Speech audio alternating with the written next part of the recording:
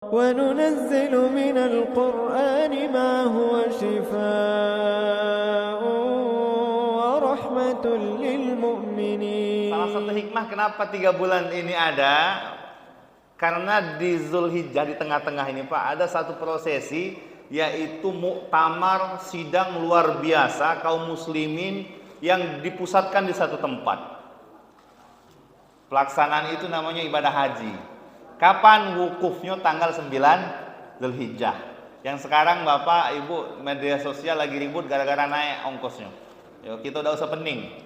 Selama tukang bubur masih pacak naik haji, insya Allah tukang bangunan dan lain-lain masih pacak haji. Ya, haji itu memang diperuntukkan bagi yang memiliki kemampuan. Kalau belum mampu, berdoa sabar dulu ya. Jangan pula kaget gara-gara tak mampu mah itu berutang ke bank untuk berangkat haji. Balik pening, Pak. Iya, balik ke Indonesia kena panggil haji kredit. Bagi yang mampu, ya ketika kemampuannya sampai tunaikan, ketika belum sabar saja. Pahala sabarnya ada. Ya. Untuk memberikan rasa aman kepada jamaah haji yang datang dan pulang, maka Allah jadikan ini bulan mulia sebelum pelaksanaan haji dan setelah pelaksanaan haji. Maka diharamkan perang untuk memberikan rasa aman. Ternyata memberikan rasa aman itu penting. Diharamkan perang di bulan haram. Tapi ternyata Allah sisakan 1 bulan terpisah, yaitu Rajab. Sekarang ini. Tentu ada hikmahnya, tentu ada alasannya. Dan ternyata setelah ulama melihat, salah satu hikmah besarnya adalah melatih kaum muslimin untuk bersiap, kalau istilah kita manas ke mesin Pak, untuk menyambut Ramadan datang ya, untuk menyambut Ramadan datang. Jadi kalau bulan Rajab ini sholatnya masih malas-malas, insya Allah Ramadan kaget juga malas juga ya, jadi latihlah dari sekarang. Itu salah satu hikmah dan kita bersyukur ada di dalam bulan Rajab ini. Kita manfaatkan dengan perbanyak ibadah. Allahumma barik lana fi Rajab wa Sya'ban wa ballighna Allahumma Ramadan. Mudah-mudahan pacak sampai sehat selamat sampai bulan Ramadan insyaallah. Ya bunda dirahmati Allah. Pagi ini kita akan membaca hadis yang erat sekali kaitannya dengan bulan Rajab. Cuma kita bicara sejarah sedikit. Sebelum pelaksanaan atau sebelum terjadinya peristiwa Isra Mi'raj yang terjadi di bulan Rajab. Selama ini mungkin kita terlalu fokus istimewa dan hebatnya Isra Mi'raj. Kalau ada ceramah Isra Mi'raj biasanya yang dibahas, oh Isra Mi'raj itu hebat. Nabi terbang pakai buruk dan sebagainya. Naik ke langit pertama, kedua, ketiga sampai ke-7. Kita tidak akan bicara itu karena itu sudah Bapak insya Allah sudah paham semua. Ya, 50 tahun berarti 50 kali melok peringatan Isra Mi'raj. Ya. Kita akan bicara ma qablal Isra'i wa ma qablal Mi'raj. Apa sebelum Isra dan apa sebelum Mi'raj? Peristiwa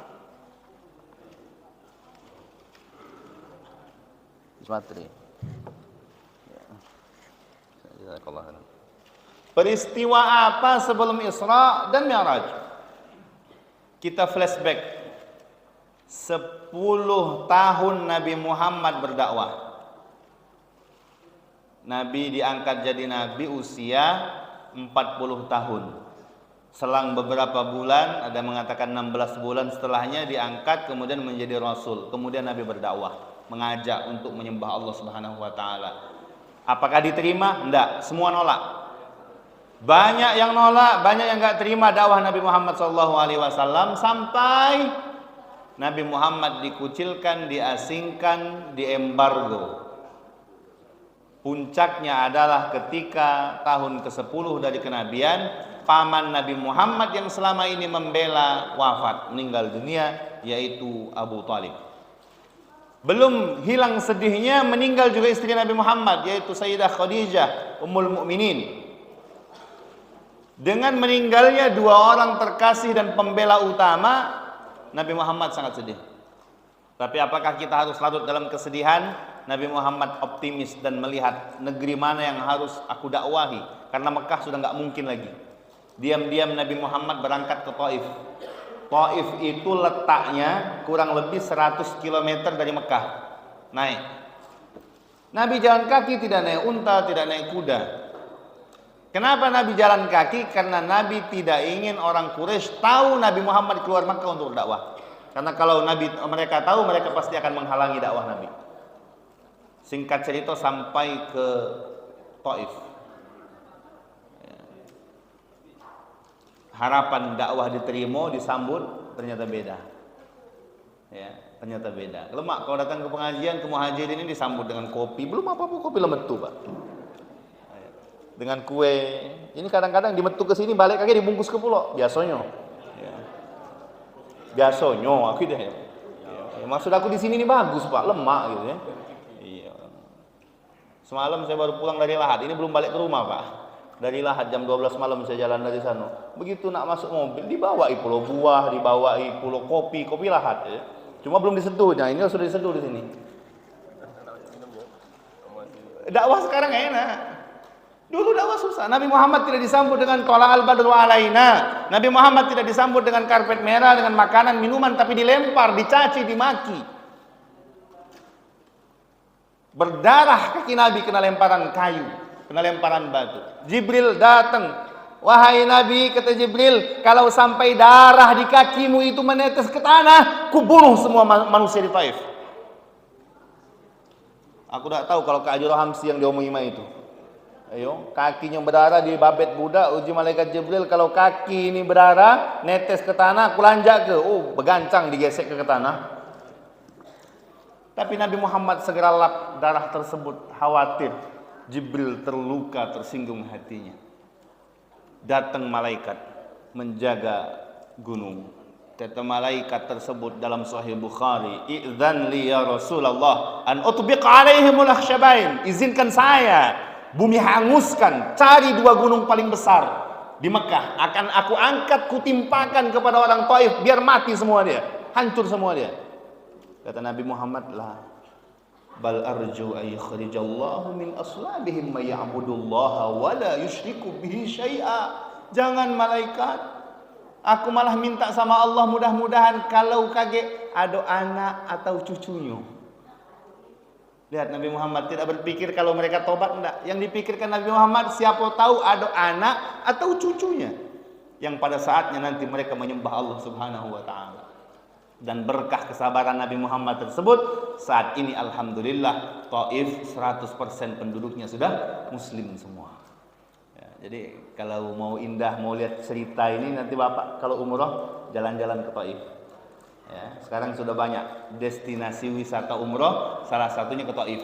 Ya, indah tempatnya, seperti puncak, dingin, penghasil bunga, yang minyak-minyak wangi Bapak pakai yang bagus-bagus itu, nah itu dari Taif. Yang bagus, kalau yang buruk biasa dari Cinde. Ya, mahal memang Pak ya, mahal. Tapi indah, harum, enak, minyak wangi. Nabi senang memakai minyak wangi. Ayah bunda dirahmati Allah. Berat kasus ini, masalah ini berat. Apakah cukup? Singkat cerita, kita tidak banyak lagi menceritakan detailnya. Nabi Muhammad pulang ke Mekah. Di tengah jalan Nabi Muhammad sambil baca Quran. Yang dibaca surat Ar-Rahman. Fabi ayyi ala'i rabbikuma tukadziban, dan terus. Di belakang ada yang nyaut, Pak. Wong nyodak kejingoan, suaranya ada jelas. Beliau jawab, mereka ini ketika Nabi mengatakan fabi ayyi ala rabbikuma tukadziban, kami tidak mendustakan nikmat Allah yang manapun. Noleh Nabi ke belakang, maong kajolma. Dak kate uang, Pak. Dijing oleh Nabi dak kate, tapi ada yang jawab. Ya. Tapi Nabi Muhammad SAW diberitahu sama Allah, wahai Nabi, lihat cara Allah menghibur Nabi Muhammad. Cara Allah menghibur umat, cara Allah menyenangkan hati kaum muslimin ketika hambanya sabar, ketika ditimpa masalah tapi dia tetap tegar bertawakal kepada Allah. Kita lihat apa yang terjadi, seakan Allah ingin menyampaikan kepada Nabi Muhammad berkata kala itu, wahai Nabi, ketika manusia tidak menerima dakwahmu, jangan takut, jangan sedih, masih ada dulur manusia. Siapa dulur kita? Jin. Iya Pak Haji. Jangan tersinggung. Wa ma khalaqatul jinna wal insa illa liya'budun. Jin dan manusia diciptakan untuk menyembah kepada Allah. Dulur kita jin. Seakan Allah ingin bilang kepada Nabi Muhammad, wahai Nabi, manusia menutup telinga, mematikan hati, tak mau menerima dakwahmu, jangan takut, masih ada saudaramu, makhlukku, hambaku, mereka golongan jin, mereka menerima dakwahmu. Jin, manusia, nabinya satu, Nabi Muhammad sallallahu alaihi wasallam. Kemudian turun ayat, qul uhiya ilayya annahu istama'a nafarum minal jin. Turun wahyu kepadaku bahwa Quran yang dibaca ini didengar oleh jin, kata Nabi Muhammad SAW. Surat jin, Pak. Apa mereka katakan ketika mendengar Al-Quran? Wa qalu inna sami'na Qur'anan ajaba. Kami mendengarkan ayat-ayat Quran yang hebat, yang dahsyat. Yahdi ila rusdi fa'amanna bihi. Kami mendengar, kami mendapatkan hidayah dan kami beriman kepada Allah Subhanahu wa taala. Senang hati Nabi, bahagia hati Nabi. Baru saja tadi pagi orang-orang melempari saya karena tidak beriman kepada agama yang saya bawa. Ternyata Allah hadirkan jin-jin untuk beriman kepada Allah Subhanahu wa taala. Hebatnya lagi, Nabi bukan berdakwah kepada jin-jin cuma dengar ayat, tapi mereka beriman kepada Nabi Muhammad. Apakah hanya beriman? Tidak. Mereka setelah itu pulang kepada kaumnya, mengajak kaum-kaumnya untuk beriman kepada Allah Subhanahu wa taala. Maka jin juga ada jin mukmin, ada jin kafir. Allah senangkan nabinya. Peristiwa itu dicatat dalam sejarah, diabadikan sampai saat ini. Kalau bapak umroh, ibu umroh, silakan jalan-jalan. Di dekat Masjid Haram itu ada sikok masjid namanya Masjid Jin. Cuma ada usah iseng, nak ke situ ngapa, nak bertemu dengan jin. Dekat lagi jinnya situ. Lah berlari jinnya ya, pindah ke tempat yang lebih baik. Ini ada sejarah. Ternyata Nabi Muhammad masih dirundung duka. Ternyata Nabi Muhammad SAW masih mengingat sekali momen-momen di mana kebersamaan bersama istri, bersama paman, bersama sahabat-sahabatnya, bersama ketika berdakwah disakiti, dihina, dilecehkan. Maka saat itu Nabi Muhammad SAW dengan satu komitmen. Apa kata Nabi? In lam takun bika alayya sakhitun fa ana la ubali. Komitmen Nabi cuma satu. Selama Allah ridha, saya akan teruskan perjuangan ini. Selama Allah tidak murka, saya akan tetap meniti jalan dakwah ini. Ya, komitmen itulah yang membuat Nabi Muhammad kuat membawa Islam sampai Allah turunkan perintah untuk membawa Nabi Muhammad SAW diterbangkan dari Makkah menuju Palestina. Makkah, Palestina itu ukuran zaman itu sebulan jalan pakai unta. Sebulan pergi ke Palestina sebulan, balik dari Palestina ke Mekah sebulan. Nabi Muhammad hanya menempuhnya beberapa detik saja. Kenapa? Karena kita tidak bicara tentang Nabi Muhammad sebagai manusia, sebagai makhluk. Kita bicara Allah yang memperjalankan, Allah yang mengatur. Dan kalau urusannya sudah bicara tentang Allah, tak kata yang panjang, kata yang jauh, kata yang susah, kata yang tak mungkin. Konsepnya cuma satu, innama amruhu idza arada syai'an ayyaqula lahu kun fayakun, selesai. Kalau Allah yang sudah ngomong, udah. Isra Mi'raj terjadi begitu indah, begitu mudah. Kenapa? Bicaranya tentang Allah. Maka ayat Isra Mi'raj itu diawali dengan subhanalladzi asra bi'abdihi lailan minal masjidil harami ilal masjidil aqsa alladzi barakna haulahu linuriyahu min ayatina innahu was-sami'ul basir. Apa yang membuat peristiwa Isra ini datang? Pertama adalah ketabahan Nabi Muhammad sallallahu alaihi wasallam, kesabaran Nabi Muhammad sallallahu alaihi wasallam, dan komitmen kuat untuk tetap berdakwah dari Nabi Muhammad sallallahu alaihi wasallam. Ini memberikan pelajaran bagi kita bahwa ketika ada masalah, ketika ada ujian, ada cobaan, hadapi dengan sabar, hadapi dengan tawakal kepada Allah. Pasti Allah akan datangkan keindahan, kemudahan yang lebih besar daripada masalah kita sebelumnya. Ini kepastian. Bahkan dalam ayat Allah katakan, inna ma'al usri yusra. Bukan setelah, enggak, tapi bersamaan dengan itu. Dekat sekali. Kemudahan itu akan pasti datang. Allah berikan selama kita benar prosesnya, benar tawakalnya. Ayah bunda dirahmati Allah. Kemudian saya lagi tidak akan bercerita tentang Isra Mi'rajnya. Kita lagi-lagi akan bercerita tentang apa yang terjadi setelah Mi'raj. Begitu sampai ke Sidratul Muntaha, Jibril berkata kepada Rasul, ya Muhammad udkhul. Dipersilahkan Nabi Muhammad untuk mendekat, untuk menghadap Allah Subhanahu wa taala. Maka dalam ayat qaba qausaini au adna, sangat dekat sekali. Nabi Muhammad memulai percakapan dengan Allah dengan membaca, dan bacaan ini kita abadikan dalam sholat kita. Kata Nabi Muhammad, at-tahiyyatul mubarakatus salawatut thayyibatu lillah.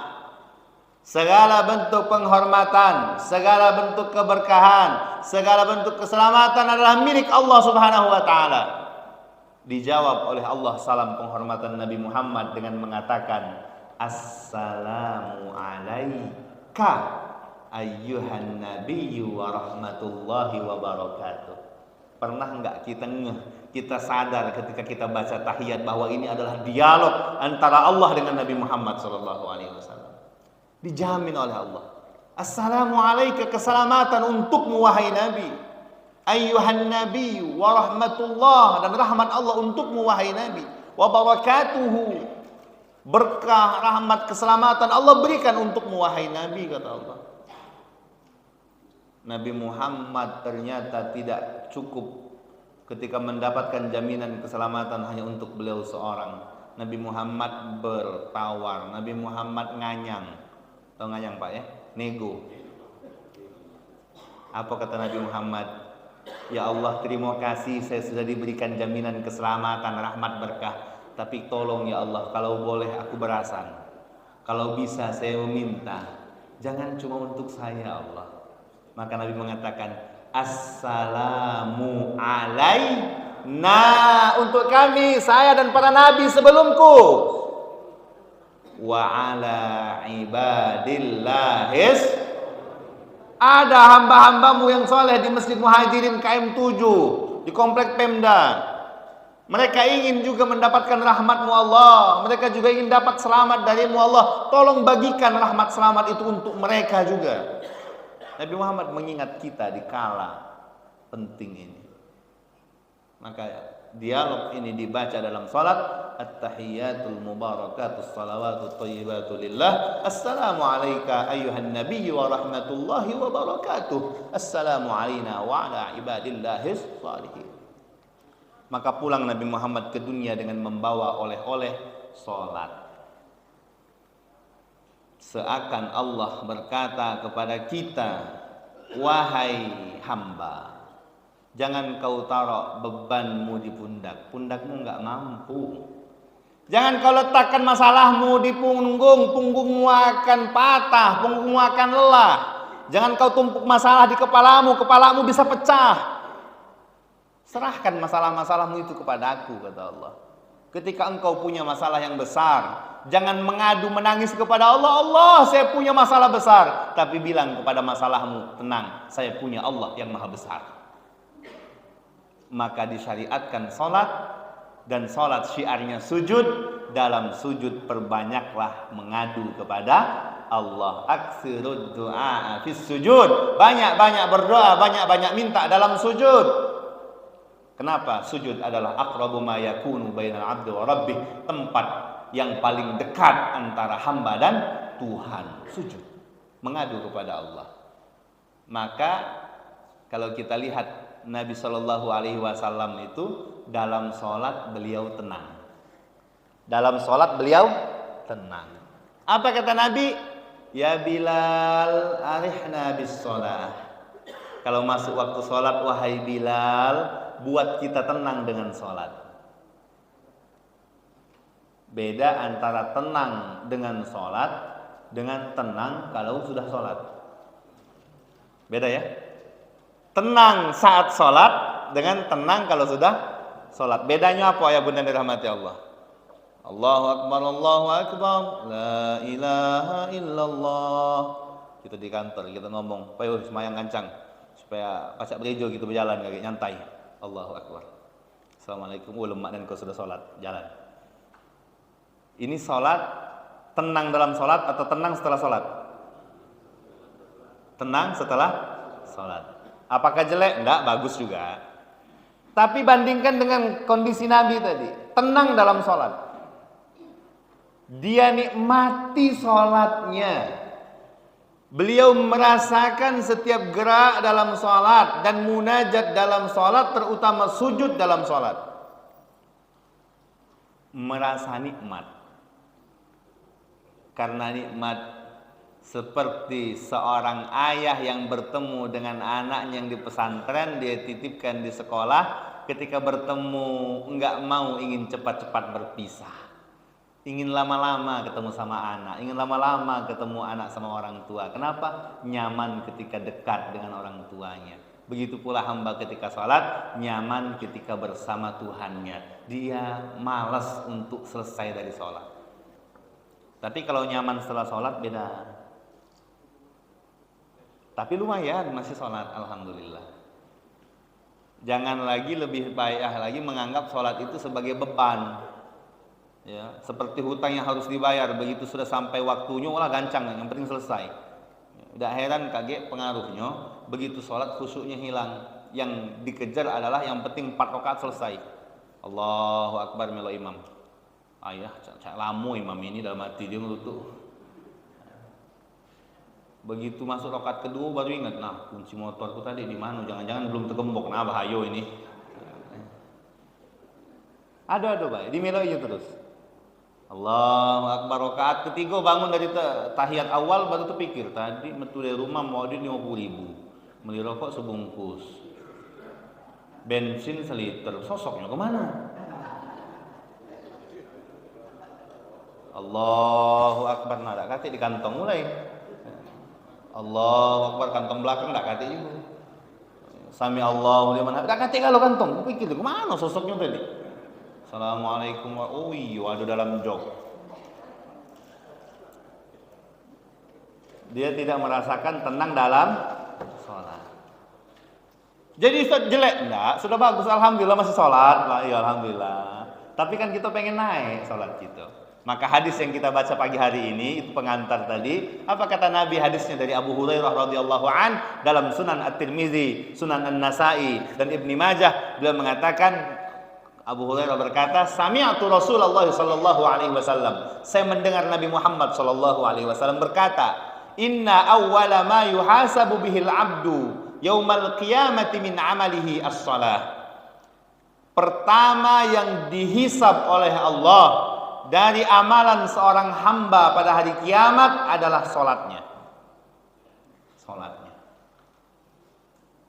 Lah Ustaz, cara kita banyak gawe ini, kadang-kadang sholat bolong-bolong, jadilah yang penting kita nih hidup baik. Mama no nak baik kalau sholat kita bolong-bolong pak. Sholat itu sinyal kita dengan Allah. Sebagus-bagus handphone bapak dapat beli HP iPhone, apa Promax, apa dia nih merek obat sakit perut itu. Aku tidak tahu pak, punya aku HP Cino. Mahal, bagus, tapi kata sinyal. Jadi apa HP itu pak? Hah? HP-nya bagus tapi tidak ada sinyal. Jadi kamera lah ya. Sawit di dusun lagi mahal, dia ke Palembang, pokoknya beli kali yang ada di Palembang. Di jingoknya kulkas besar, Kak, kulkas besar 2 pintu beli. Bawa balik ke dusun, di dusun rupanya belum ada listrik.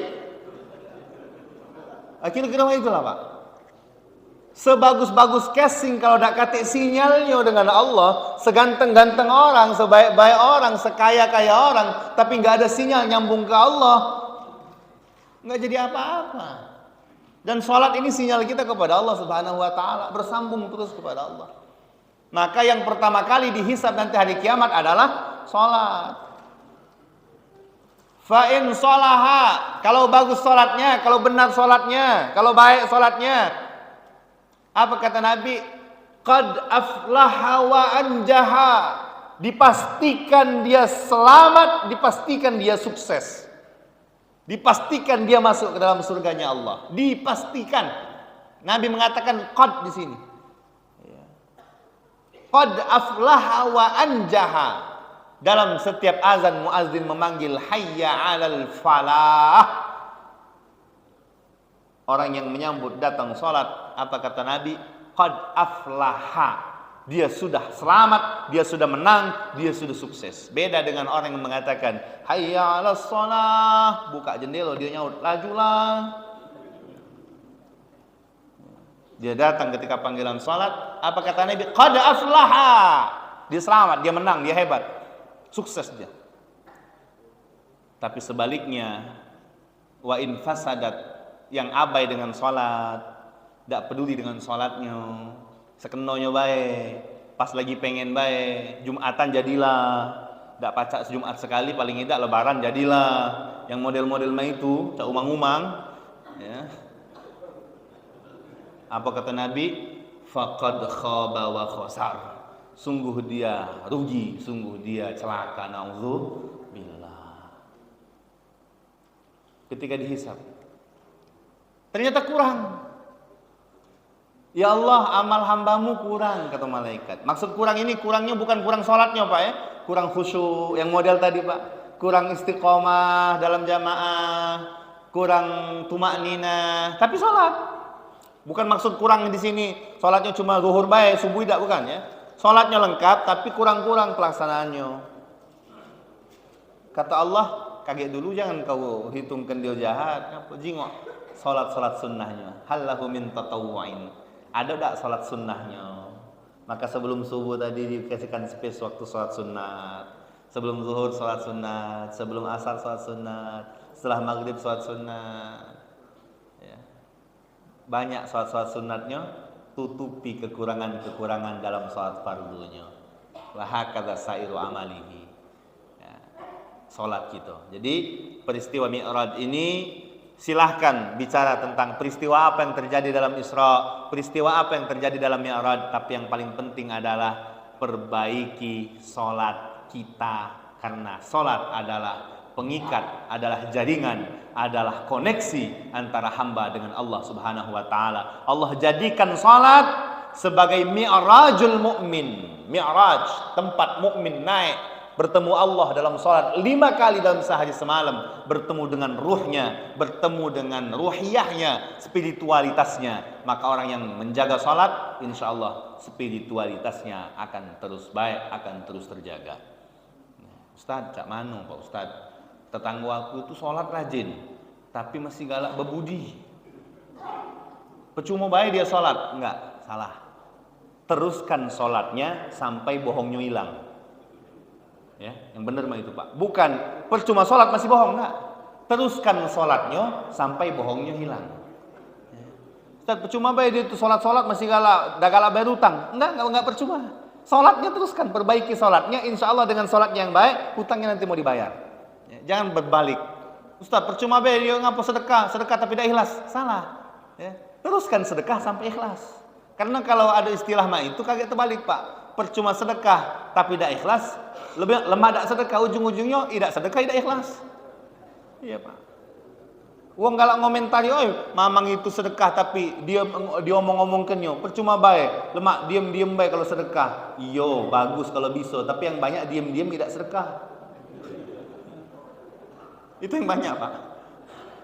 Jadi kalau sholatnya sekarang sudah dijaga tapi masih amalnya kurang baik, jangan berhenti sholatnya, perbaiki sholatnya. Ya. Dan Bapak Ibu yang dirahmati Allah, mohon maaf nanti di hari kiamat akan ditanya oleh Allah. Kalau bapak rajin sholat, ibu rajin sholat, ternyata anak gadis ibu belum galak sholat, ibu diam kebaik, ya biarlah nak, masih muda. Udah, ditanya gitu Pak. Ditanya. Nyuruh sholat ini dari kecil, dari umur 6 tahun, umur 7 tahun. Ya, 6 tahun suruh, 7 tahun ingatkan lagi, 10 tahun belum juga sholat, agak keras Bapak. Ya, bukan agak keras maksudnya ditabok tempelin, bukan, agak keras. Ya. Nak, kalau kau tidak sholat nak, nanti bapak, nanti ayah dimarah sama Allah, rezeki kita susah, ayah kaget masuk neraka, galak nak nyuruh ayah masuk neraka. Terus ya, dikomunikasikan dengan baik. Sadarkan kepada anak bahwa sholat itu penting, bahwa sholat itu adalah nilai pribadi seorang muslim. Buat kita bangga dengan sholat kita. Insya Allah kalau ini sudah kita jaga, kita teruskan kepada anak-anak kita, keluarga kita, keluarga yang satu persepsi, maka insya Allah akan mendapatkan keberkahan dan doa dari Nabi Ibrahim alaihissalam. Rabbi ja'alni, ya, Rabbana ij'alna wa auladana minas salihin wa min muqiminas salah. Rabbana hab lana min azwajina wa dzurriyyatina qurrata a'yun waj'alna lil muttaqina imama. Insyaallah itu saja. Kalau ada dialog mungkin kita persilakan satu atau dua penanya, kalau tidak kita cukupkan. Terima kasih.